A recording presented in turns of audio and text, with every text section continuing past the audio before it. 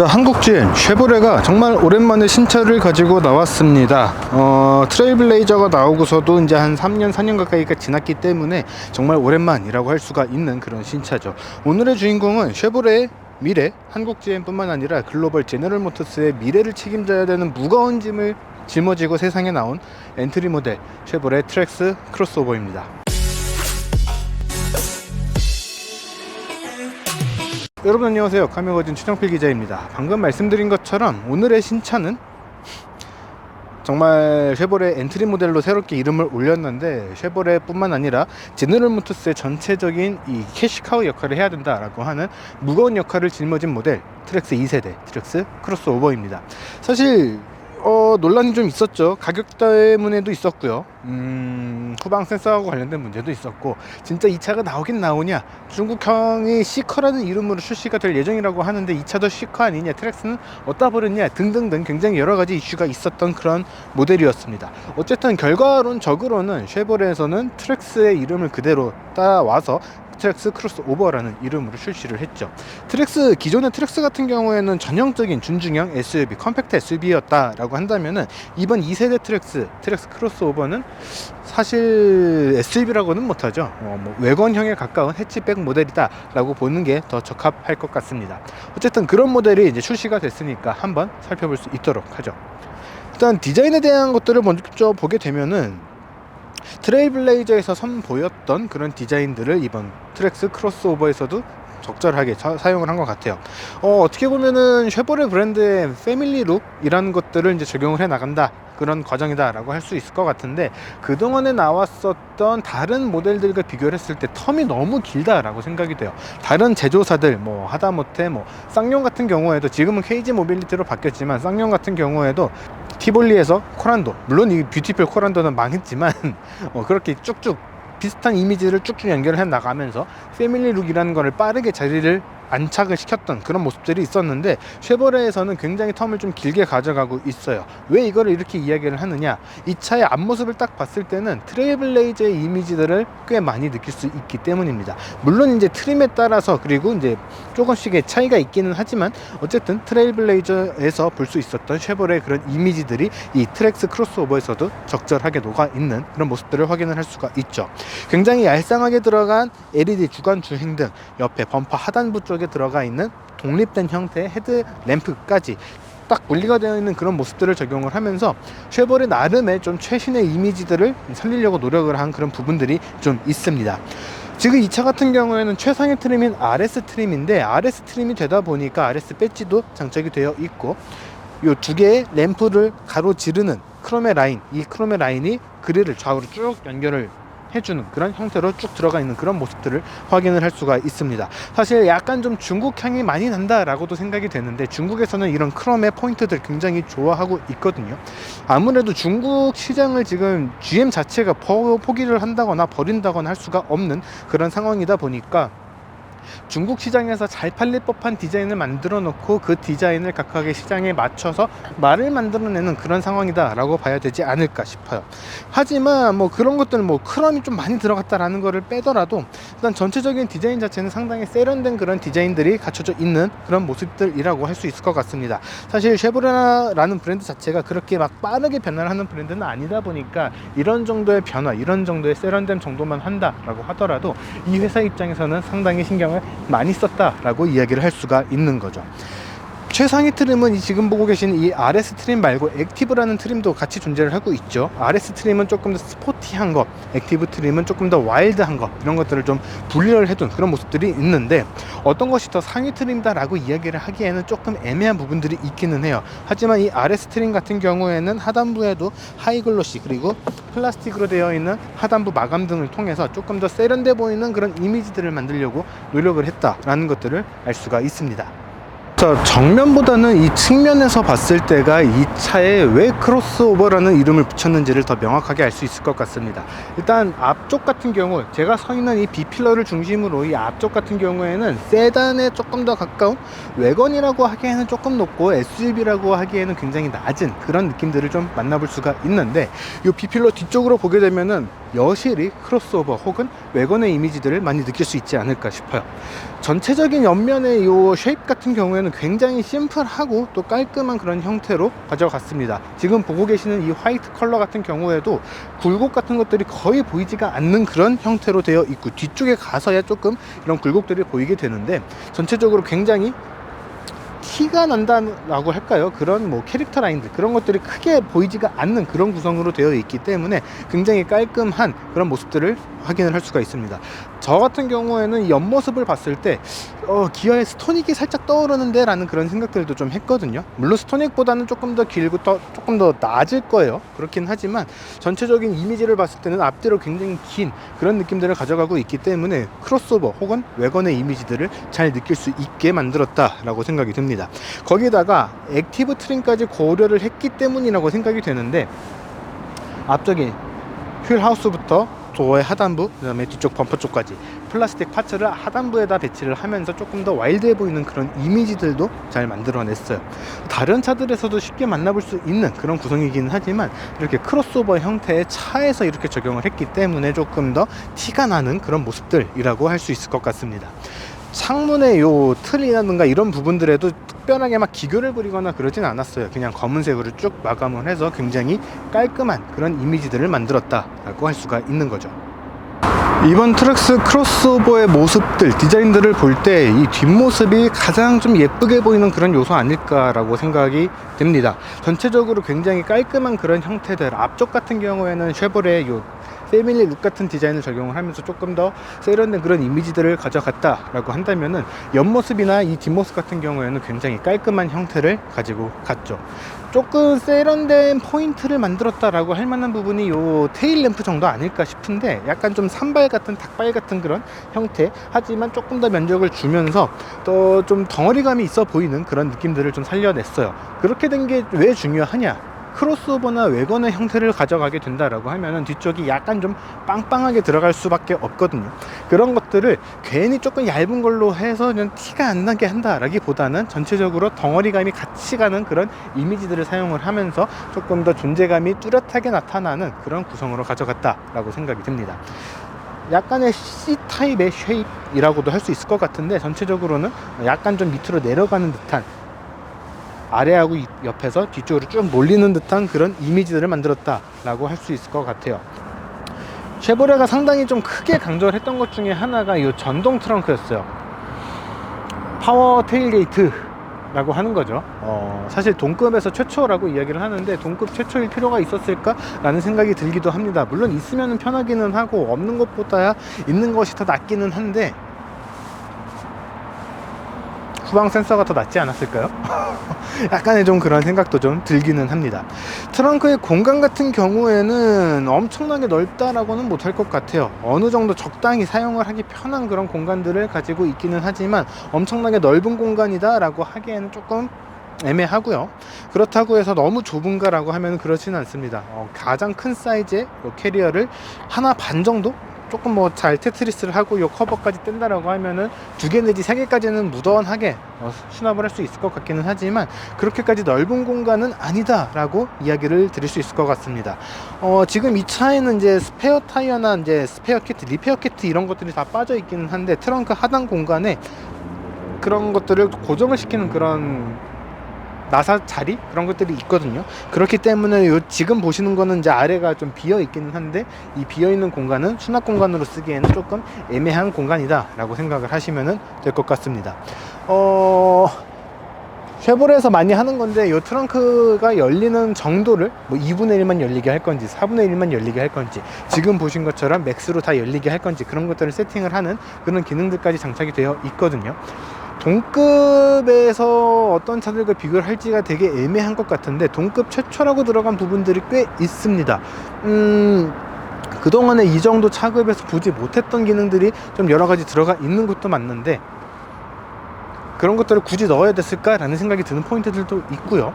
그런 것들을 다 넣는데도 이 정도 가격이네? 라고 생각이 되는 부분들도 있습니다. 그래서 이 차는 굉장히 복잡한 차다? 복잡한 차가 됐다? 라고 이야기를 할 수 있을 것 같습니다. 자, 이번에는 이 트랙스 크로스오버 실내 1열로 들어와 봤습니다.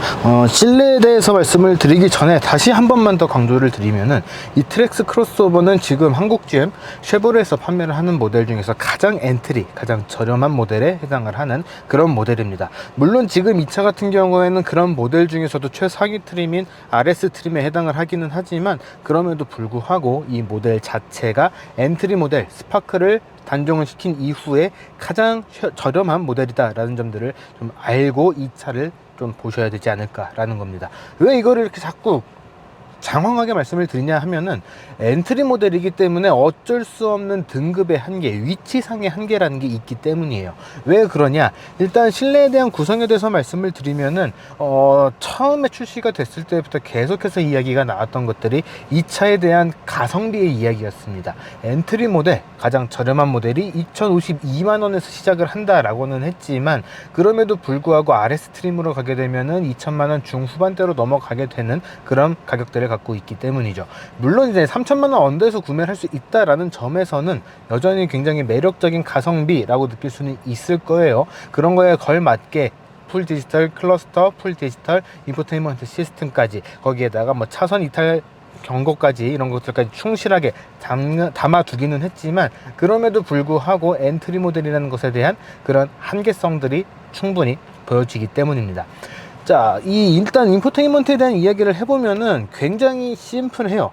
사실 요즘에 다시 좀 트렌드처럼 들어가고 있는 그런 모습들이다 라고 이야기를 할 수가 있는 부분인 것 같은데, 최근에 불과 한 3년 전, 2년 전까지만 하더라도 인포테인먼트 디스플레이, 요 인포테인먼트 시스템 안쪽에 별의별 기능들을 다 넣어야 된다, 이것도 넣고 저것도 넣고 다 넣어야 된다 라는 그런 뭔가의 이제 흐름들, 남들도 다 그렇게 하고, 그러니까 유행처럼 그렇게 퍼져 나가던 것들이 있었는데, 지난 한 2년 전쯤부터 해서 그런 것들을 최대한 줄이고 조금 심플하게 가자, 진짜 필요한 것들만 넣어 놓자 라는 그런 움직임들이 나오기 시작을 했습니다. 그래서 이번 트랙스 크로스오버에서도 안드로이드 오토나 애플 카플레이와 같은 스마트폰 미러링 시스템, 아니면은 이런 실내 온도 조절 시스템, 그 외에는 아주 간단한 설정 정도만 이 차에서 컨트롤 할 수가 있고, 굉장히 불필요한 기능들은 싹 다 빠져 있는 그런 모습들을 확인을 할 수가 있어요.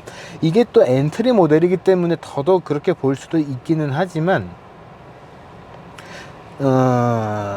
전체적으로 그런 좀 심플하게 가는, 진짜 필요한 것들만 스마트폰으로 웬만한 것들을 다 할 수가 있으니까 스마트폰만 연결을 해주면은 크게 문제가 없을 것이다 라고 하는 그런 흐름들을 이 차에서도 담아둔 그런 모습들을 확인을 할 수가 있습니다.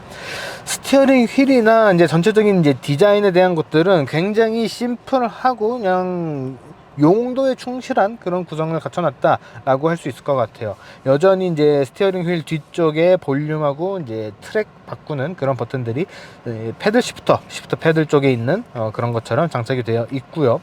이제 어댑티브 크루즈 컨트롤을 사용을 하는 그런 기능들이라든가 이제 뭐 볼륨 뭐 그런 것들을 바꾸는 버튼들도 요 스티어링 휠 쪽에 장착이 되어 있습니다. 그래서 다른 쉐보레 모델들도 마찬가지기는 한데, 이 차 같은 경우에도 주행을 하면서 이 스티어링 휠에 있는 버튼들을 굳이 많이 뭐 찾아서 눌러야 되고 뭐 그런 것들은 좀 없다. 굉장히 심플하면서도 버튼들이 몇 가지가 달려 있지만 버튼들을 누를 일이 잘 없다 정도로 보셔도 될 것 같습니다. 젠3 변속기가 장착이 되어 있기 때문에 여전히 PRND 그리고 로우 기어, 그리고 이제 H매틱이 아니라 옆에 토글식으로 수동식 기어 변속을 할 수가 있는 그런 기능들이 장착이 되어 있고요. 그 외에는 이제 오토 홀드라든가 차선 유지, 이제 버튼들로 구성되어 있는 공조 장치, 비상등 버튼 정도 이렇게 구성이 되어 있다라고 보시면 될 것 같습니다. 수납 공간 같은 경우에도 뭐 그냥 적당하게 있는 것 같아요. 두 개의 컵홀더, 이제 스마트폰 잠깐 끼워 넣을 수 있는 뭐 그런 정도의 수납 공간, 다른 뭐 지갑 같은 거 넣을 수 있는 수납 공간, 그리고 이 뒤쪽에도 약간의 이제 수납 공간들까지 장착이 되어 있는 그런 모습들을 확인을 할 수가 있습니다. 실내에 사용된 소재들은 전체적으로 다 고급스러운 소재들은 아니에요. 확실히 그런 점에 있어서는 좀 가격대가 좀 체감이 된다 라고 할 수 있는 그런 포인트들 아닐까 싶습니다. 플라스틱 뭐 가죽이나 뭐 그런 것들로 뭐 감싼 것도 아니고 고무 같은 걸로 감싼 것도 아니고 거의 다 생 플라스틱으로 감싸둔 그런 모습들을 확인을 할 수가 있고, 그럼에도 이제 하이글로시, 사실 하이글로시가 굉장히 고급스러운 차의 이미지로서 많이 좀 잡혀 있기는 한데, 이게 사실 그렇게 고급스러운 소재는 아니거든요. 그냥 손때 굉장히 많이 묻고 먼지 묻으면 굉장히 티 많이 나는 그런 소재들인데, 어쨌든 현재까지는 그런 이미지들이, 하이글로시의 이미지들이 조금 더 고급스러워 보이는 그런 실내 공간을 만드는 그런 요소로서 이제 인식이 되고 있다 보니까 그런 것들을 조금 적극적으로 쓰고, 또 중국 시장도 상당히 인식을 한 것 같은 그런 크롬의 소재들도 좀 골고루 사용이 돼서 전체적으로는 좀 소재 자체는 저렴한 소재들, 하지만 그 와중에서도 나름의 이제 차별화나 뭐 고급스러운 느낌들을 내려고 많이 노력을 한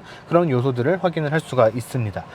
에어컨 송풍구 같은 경우에도 뭐 굉장히 묻어난 그런 디자인으로 장착이 되어 있고, 중간중간에 이 차 같은 경우에는 RS 트림이기 때문에 빨간색 스티치로 포인트를 좀 보인 부분들이 좀 있거든요. 진짜로 고급스러운가, 뭔가 스포티한가 라고 하기에는 이 빨간색의 포인트 부분들하고 나머지 부분들이 너무 괴리가 커서 그렇다라고 하기에는 조금 애매하기는 해요. 어떤 시도를 했는지는 알겠는데 그렇게 막 고급스럽다거나 스포티한 느낌이 난다거나 라고 하기에는 조금 애매한 그런 요소들이 좀 확실히 좀 있습니다. 그래서 다시 한번 강조를 하면은 이 차는 엔트리 모델입니다. 2천만원 초반에서 중후반대까지 가격대가 설정이 되어 있는 엔트리 모델이기 때문에 너무 많은 것을 기대를 하고 있으시다면은 오히려 큰 실망을 할 수가 있다라는 점들을 짚고 넘어가야 될 것 같아요. 자, 이번에는 이 트랙스 크로스오버 2열에 들어와 봤습니다. 일단은 늘 그렇듯 제가 앉는 이 시트 포지션으로 1열을 세팅을 했고, 그 다음에 제가 2열에 앉아 있는 건데, 평소와는 다르게 좀 시트가 좀 많이 보이죠. 제가 지금 카메라를 조금 앞쪽에다가 달기도 했어요. 그렇기는 한데 전체적인 차 크기의 요 사이즈를 조금 가늠을 하는데 도움이 되지 않을까 싶습니다. 일단 그렇게 했음에도 불구하고 두 가지 측면에서 조금 놀라게 되는데요. 첫 번째는 그럼에도 불구하고 공간이 상당히 넉넉하다라는 겁니다. 이쪽에서 이제 메인으로 보여드리게 될 텐데, 지금 뭐 최대한 뒤쪽에 이제 붙여서 앉은 거고, 이제 시트 1열은 이제 제 몸에 맞춰둔 상태거든요. 그럼에도 불구하고 주먹이 두 개가 들어가고 조금 더 남는 그런 무릎 공간들을 확보를 할 수가 있습니다. 굉장히 넓은 공간을 확보를 해놨다라는 거죠. 거기다가 이렇게 뒤에 등받이를 쫙 붙여서 앉은 상태에서도 불구하고 머리 공간이 또 남아요. 상당히 여유롭게 남는 그런 머리 공간들이 있고, 좌우 공간들도 딱 앉아서 팔을 펼쳤을 때 끝까지 닿지 않는 조금의 여유가 남는 그런 좌우 공간들도 확인을 할 수가 있습니다. 그러니까 전체적으로 굉장히 조금 넉넉한, 차의 전체적인 크기나 겉에서 봤을 때 느껴지는 그런 공간감들과 비교를 했을 때 상당히 넉넉한 그런 실내 공간을 마련을 해줬다라는 겁니다. 그래서 일단 탑승했을 때 승차감, 정숙감, 뭐 착좌감 이런 것들은 굉장히 좋은 편에 해당을 해요. 그래서 그동안에 만나왔던 그 어떤 쉐보레 차들보다도 뒷좌석은 더더욱 널널한 편에 해당을 한다라고 이야기를 할 수가 있을 것 같습니다. 상당히 넉넉한 그런 공간들을 확인할 수가 있고, 그 다음에 또 두 번째로 굉장히 재밌게 느껴지는 게 요 2열 바닥이에요. 2열 바닥이 완전히 플랫하게 지금 들어가 있거든요. 물론 이 차 같은 경우에는 전륜구동 방식이고 사륜구동 방식도 아예 선택을 할 수가 없는 그냥 순수한 전륜구동 방식으로 되어 있기 때문에 뒤쪽으로 가는 이제 디퍼런셜 라인, 드라이브 샤프트가 지나가는 그런 공간들이 필요가 없다 보니까 그렇게 될 수도 있지 않냐라고 생각을 하실 텐데, 지금 이 1열 좌석의 밑에를 보면은 2열의 바닥과 1열의 바닥이 살짝 층해져 있습니다. 그래서 조금 더 올라와 있는 채로 이렇게 발 공간이 쭉 오게 되어 있는 그런 구조거든요. 이게 왜 좀 재밌는 구성이다 라고 이야기를 하냐면은, 아직까지 뭐 계획이 있는지 없는지는 모르겠어요. 그리고 쉐보레, 한국 GM 뿐만 아니라 제너럴 모터스 자체가 지금 하이브리드를 다 건너뛰고 전기차로 바로 넘어갈 궁리를 하고 있거든요. 그렇기 때문에 얼티엄 플랫폼이나 뭐 얼티엄 배터리 뭐 이런 것들 이야기를 하고 있는 건데, 바닥이 이렇게 올라와 있다라고 하면은 하이브리드 혹은 전기차 버전, 배터리가 들어가면 딱 좋을 혹은 PHEV가 돼도 좋아요. 배터리가 들어가기 딱 좋은 그런 바닥 구성을 하고 있기 때문에 상당히 특이한 그런 구성들을 해놨다라고 생각이 됩니다. 진짜로 뭐 하이브리드나 PHEV, 이 트랙스 크로스오버의 전기차 버전이 나오게 될지는 모르겠지만 상당히 넉넉한 크기의 이 바닥 높이를 올려놨기 때문에 좀 가능성도 있지는 않을까라고도 생각이 됩니다. 왜 그렇게 생각을 하냐? 제네시스였죠. 제네시스에서 G80 일렉트리파이드를 개발해서 출시를 했을 때 트렁크 공간도 약간 좀 마이너스가 있기는 했지만 전체적으로 나왔던 평가 중에 하나가 전기차 전용 플랫폼이 아닌 차를 전기차로 만들다 보니까 바닥이 전체적으로 올라왔더라 라는 거였어요. 그렇기 때문에 이 차에서도 같은 개념으로 본다라고 한다면은 전기차 버전 혹은 뭐 하이브리드나 PHEV 버전이 나올 수도 있지 않을까라고 아주 희망적인 이 뇌피셜을 한번 이야기를 해봅니다. 그 외 수납 공간 같은 경우에는 수납 공간은 오히려 이 차 급에 맞는 그런 굉장히 조금 부족한 수납 공간들을 자랑을 하고 있습니다. 앞좌석 등받이 뒤에 있는 포켓 같은 경우에도 운전석 뒤에는 없고 조수석 뒤에만 자리가 되어 있고요. 손잡이를 겸하는 도어 포켓 그리고 도어 하단부에 있는 이 컵홀더 가운데를 이제 사용을 하면은 컵홀더까지만 자리를 하고 있어요. 보통은 이제 아무리 작은 차라고 하더라도 가운데 센터 터널 아래쪽에 수납 공간을 조금 더 만들어 주거나 하는 그런 경향들이 있는데 이 차에는 아예 빠져 있습니다. 대신에 이제 2열 송풍구나 이제 C타입, A타입 하나씩 해서 두 개의 USB 충전 포트가 뒷좌석을 위해서 마련이 되어 있다라는 게 오히려 더 재밌고 신기한 포인트라고 할 수 있을 것 같아요. 앞뒤로 좌석이 움직이지는 않고 등받이의 각도 조절도 되지는 않지만 이렇게 폴딩을 했을 때는 풀플랫에 가까운 약간의 이제 각도가 지기는 하거든요. 이렇게 안 보인다. 안 보여서 지금 살짝 당황스러운데 약간의 이제 각도로 이제 올라오는 각도이긴 하지만 풀플랫에 가까운 그런 이제 폴딩도 가능하기 때문에 화물을 싣고 하는 데 있어서는 꽤 괜찮은 그런 공간의 활용이 가능하지 않을까 싶어지네요. 자, 이번에는 이 트랙스 크로스오버 직접 주행을 해볼 수 있도록 하겠습니다. 일단 파워트레인에 대한 설명을 먼저 좀 드려보면은 쉐보레가 최근에 많이 사용을 하고 있었던 그 조합의 파워트레인을 그대로 사용을 했다라고 이야기를 할 수가 있을 것 같아요. 적용되어 있는 엔진은 직렬 3기통 1.2L 가솔린 싱글 터보 엔진이고요. 변속기 같은 경우에는 고령의 젠3 6단 자동 변속기가 장착이 되어 있습니다. 사실 젠3 변속기가 문제냐 6단인 게 문제냐 뭐 여러 가지 생각이 들 수가 있는데 6단인 거는 별로 문제는 안 된다고 생각은 해요. 다만 이제 젠3 변속기 저 같은 경우에도 이제 일단 이 파워트레인의 조합 자체가 쉐보레가 최근 몇 년 전부터 좀 꾸준하게 사용을 하고 있는 그런 파워트레인이거든요. 말리부에서도 사용을 했었고 트레일블레이저에서도 사용을 했었습니다. 이제 말리부 같은 경우에는 이제 말리부에서 처음 사용이 되기 시작을 했는데 저희 같은 경우에는 말리부 시승을 하다가 엔진이 이제 죽은 적이 있어요.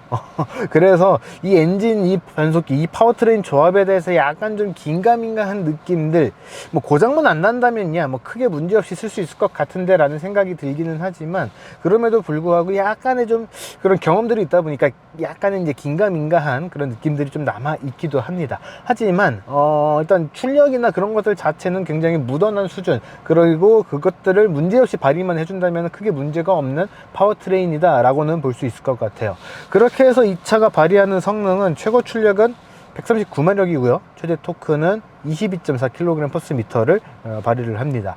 굉장히 무던한, 엄청나게 강력한 그런 성능들은 아니고 굉장히 무던한 성능의 이런 파워트레인이다 라고 이야기를 할 수가 있는 건데 글쎄요, 일단 주행을 하면서 느껴봤던 점으로는 그렇게 막 출력이 부족하다거나, 사실 이 차는 또 차의 사이즈가 작다 보니까 출력의 부족함이라든가 뭔가의 답답함이라든가 그런 것들은 못 느꼈던 게 사실입니다. 오히려 굉장히 조금 정숙하고 매끄럽게 움직여주는 그런 모습들을, 그런 것들을 좀 느낄 수가 있었어요. 그러나 뭔가 좀 밸브가 계속해서 열렸다 닫혔다 하는 그런 소리들이라고 해야 될까요? 뭐 펌프가 돌아가는 그런 느낌일 수도 있고 밸브가 열렸다 닫혔다 하는 그런 느낌일 수도 있는데,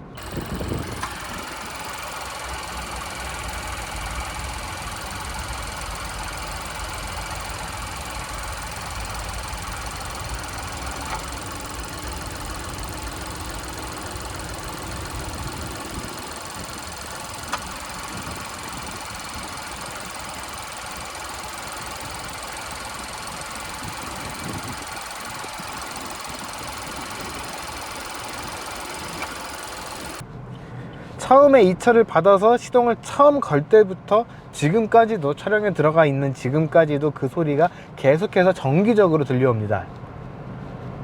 특히 이제 공조기, 에어컨을 끈 상태에서는 그런 느낌들이 훨씬 더 강하게 느껴지고 있는데, 그러다 보니까 이게 엔진이 좀 부하를 많이 받고 있는 건가 라는 생각이 들 정도의 그런 뭔가의 불안감들이 생기게 되는 그런 요소들도 조금은 있는 것 같아요. 지금 이 차 같은 경우에는 프리 프로덕션, 이제 시승차로 이제 선행 생산이 돼서 이제 한 1576km 정도 주행을 한 그런 상태인데, 그런 상태에서도 이런 소리가 계속 난다? 라는 거는 선행 생산차라서 뭐 세팅이 덜 됐다, 이거는 말도 안 되는 소리인 것 같고, 그냥 이 차, 이 엔진에 뭔가 이제 작동하는 메커니즘 중에서 뭔가 좀 부하가 걸리기 때문에 이렇게 셀프 프로텍션을 위해서 이렇게 뭔가 작동하고 있다 라고 보는 게 맞을 것 같습니다. 그래서 엔진의 반응들, 이런 것들, 뭐 잡스러운 이런 소리들, 뭐 잡스럽다고 말씀은 드렸지만 이게 굉장히 중요할 수는 있거든요. 그래서 이런 요소들을 빼고 그냥 엔진이 움직이고 효율을 뽑아내주고 하는 이런 정도들을 보게 된다라고 하면은, 그런 측면에서는 그냥 굉장히 무던한 수준의 주행 감각을 느낄 수 있게 해주는 것 같습니다. RS 그리고 액티브 두 가지 트림이 이제 최상위 트림이고, RS는 조금 더 스포티한 거, 액티브는 조금 더 와일드한 거, 이런 것들로 이제 좀 특색을 나눠 놨는데, 성능은 사실 똑같잖아요. 이게 엄청나게 막 강력한 뭐 오프로드를 갈 수 있는 뭐 크로스오버 개념의 이제 뭐 외건 뭐 그런 것들도 아니고, 말 그대로 크로스오버 스타일의 세단 혹은 SUV 같은 그런 모델이기 때문인데, 그냥 무던합니다. 효율성이 나쁘지 않다라는 점을 빼면은 굳이 이 차여야 했을까라는 그런 생각이 들 정도로 굉장히 무던한 그런 느낌들을 좀 많이 느낄 수 있을 것 같아요. 가속 성능이나 이제 조향 감각들, 이런 측면에서는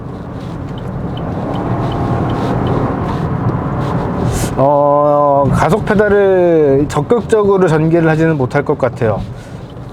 엔진이 좀 과격하게 돌아가는 그런 소리들, 말리부에서도 이런 느낌들을 꽤 많이 받았었고, 트레일블레이저에서도 이런 느낌들이 없지는 않았거든요. 뭔가 엔진이 굉장히 힘들게 돌아가는 그런 느낌들, 그런 소리들이 좀 많이 들어오는 편에 해당을 하기 때문에, 이 차를 타면서 뭔가 가속을 적극적으로 한다?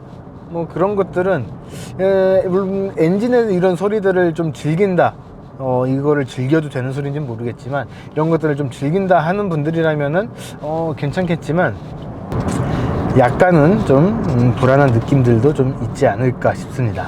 조향의 감각 같은 경우, 이제 스티어링 휠은 이제 조향감 같은 경우에는 뭔가 살짝 0.5박자씩 약간씩 반응이 좀 느린 게 있는 것 같아요. 사실 이렇게 컴팩트한 차를 선호하는 분들, 저 같은 경우에도 조금은 좀 컴팩트한 스타일의 차들을 좋아하는데, 이 조향을 할 때 굉장히 경쾌하고 빠르게 움직이는 그런 느낌들이 좋아서 이런 좀 컴팩트한 차들을 선호를 하고 있거든요. 그런데 이 차는 그런 측면에서는 약간 더 조금 위급스러운 느낌이 든다고 해야 될까요? 좋게 말하면 그렇게 평가를 할 수가 있을 것 같고, 나쁘게 이야기를 한다면 약간 좀 둔하다 라고 볼 수 있을 것 같습니다. 그래서 생각보다 편하고, 또 의외로 생각만큼 하지 못해주는 이런 것들이 좀 섞여 있다 라고 볼 수 있을 것 같아요. 사실 이번 트랙스 크로스오버에서 이제 좀 장점, 사실 이번 트랙스 크로스오버의 특징 중에 하나라고 할 수 있는 것이 엔트리 모델부터 최상위 트림까지 거의 비슷한 그런 상품성 아닐까 싶습니다. 선택 품목이라든가 이런 것들을 뭐 더 추가를 하고 그런 것들도 몇 개 없고, 거의 비슷한 구성의 이제 편의 장비들, 안전 품목장 이런 것들이 들어가 있는데, 저라면은 단종되기 전에 최하위 LS 트림 깡통으로 사고 그냥 후방 센서 싸제로 될 것 같아요. 그러니까 이것저것 해도 2,200만원 이상의 가치는 못하는 것 같다 라고 생각이 듭니다. 이 차가 쉐보레한테, 한국 GM한테 굉장히 중요한 차라는 건 알겠는데, 그렇다고 해서 이 2천만원 초반대 중반대 차를 막 3천만 원짜리 차하고 비벼도 괜찮은 상품성을 갖고 있다라고 하는 건 좀 아닌 것 같고, 한 2,200만 원 정도에서 해결을 한다면은 해피한 운전을 할 수가 있는 그런 차다라고 정리를 할 수 있을 것 같습니다. 자, 지금까지 쉐보레의 새로운 엔트리 모델인 트랙스 크로스오버를 직접 시승을 해 봤습니다. 뭐 시승차를 뽑기 위해서 프리 프로덕션을 했다라고는 하지만 여전히 후방 센서가 빠져 있기 때문에 많이들 헷갈려 하실 것 같은데, 고객 인도 물량은 후방 센서가 들어갑니다. 단 LS 트림만 빼고요. 이게 후방 카메라 같은 경우에는 미국 시장에서는 의무로 장착이 되어야 되는 그런 요소다 보니까 이렇게 좀 차이가 나게 됐던 거 아닌가 라고 생각이 되는데, 그런 것들을 뭐 다 떠나서라도 일단 가격이 저렴하면은 구매를 해볼까 라는 생각이 들기 마련이죠. 이 트랙스 크로스오버의 최하위 트림인 LS 트림은 논란이 많았던 바로 그 가격 2,052만원에서 시작을 합니다. 하지만 이 RS 트림 같은 경우에는 2,700만원 중반대, 거의 한 2,800만원대에서 구매가 가능한 그런 가격대가 설정이 되어 있죠. 가격의 갭이 좀 나는 편이다 라고 할 수가 있는데, 그럼에도 불구하고 3천만 원이 되지 않는다 라는 것은 분명 매력적인 포인트라고 할 수 있을 것 같습니다. 하지만 불필요한 것들을 넣고 진짜 필요한 것들을 나중에 겨우 껴놓은 그런 느낌들도 조금은 있기 때문에 어떻게 생각을 해야 될지 모르겠어요. 그리고 가격이 싸다고 해서 무조건 사는 거는 잠깐이기 때문에 더 장기적으로 롱런을 하기 위한 그런 전략으로 적합한가, 그거에 대해서도 조금은 고민이 필요하지 않을까 싶습니다. 드라이브 주행하면서도 말씀을 드렸지만, 제가 만약에 이 트랙스 크로스오버를 산다라고 했을 때는 최하위 LS 트림이 단종되기 전에 그 차를 사고서 선택품목 아무것도 선택을 하지 않고 그 상태에서 사제로 후방 센서만 추가를 해서 타게 되지 않을까 싶네요.